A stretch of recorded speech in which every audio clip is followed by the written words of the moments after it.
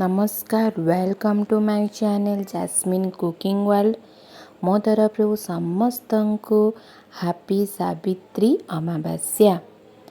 समस्त को मो तरफ शुभेच्छा और शुभकामना सावित्री अमावास्या पाई।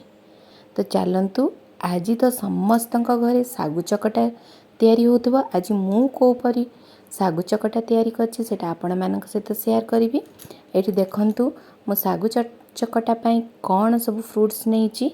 प्रथमे तो देखि नियंतु कौन कौन नहीं। कदली, नड़िया कोरा, अंगूर, खजूरी जो गुड़ दिया थिला सेटा, तापरे गजा मुग, सागु, अनार, चीनी, एप्पल एति जिनस मुझे नहीं। आपण मैंने चाहिए एक्सट्रा किसी फ्रूट्स नहीं पारे।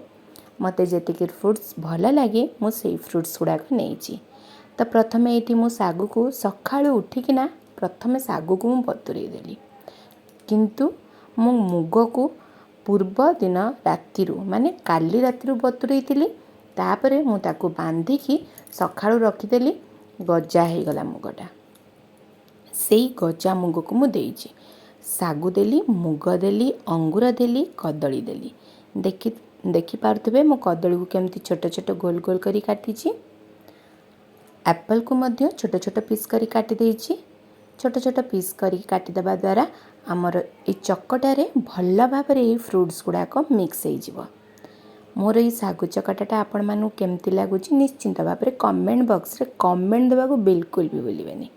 देखंतु एठी मु नड़िया कोरा दे देइछि। आपण चाहिए छोट छोट नड़िया कट पीस मध्य रखिकी दे पारिबे। छोट छोट नड़िया खाइला बेले टिके दांतरे लागे, सेटमें टिके भल लागेनी। कोरा दे देले सबटु बेस्ट। तापर एठी मु खजूरी देइछि आउ चीनी किछि दे देइछि। आपण मिठा जति खाती देखिकी देबे। एठी टिके आमे अधिक मिठा खाऊ जेहेतु चीनी टिके अधिक दे देइछि। आपण चाहिए गुड़ भी देखिए चकुड़ी पारिबे।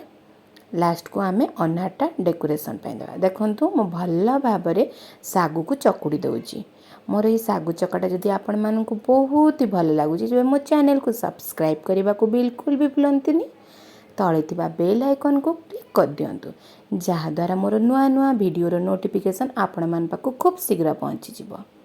देखंतु मु गोटे प्लेट रे सागु चकटा बाहर कर देइतिली। सेतिरे अनार देइकिना मु टिके डेकोरेट कर दोछि। मो वीडियो को लाइक और शेयर करने को बिल्कुल भी भूलिबेनी। आंब को काटिकिना टिके सजै दोछि सागु चकटा साइड साइड रे आ भल भी देखा जिवो। देखि पारुथिबे सागु चकटारे आमर आंब कटाटा केते सुंदर देखा जाउछि। ड्राई फ्रूट्स टिके देकी मध्य सजै देबी सागु चकटा को। सेम सागु चकटा किंतु मु ताकू दुई प्रकार करछि। आपण को को डिजाइनटा बेसी भल लागुछि सेटा मध्य कमेंट बॉक्स रे कमेंट देबे।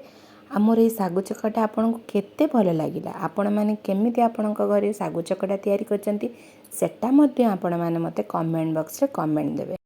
आउ थरे आपण मानकु हैप्पी सावित्री अमावास्या रहिली। नमस्कार, देखा हेबा नेक्स्ट वीडियो रे।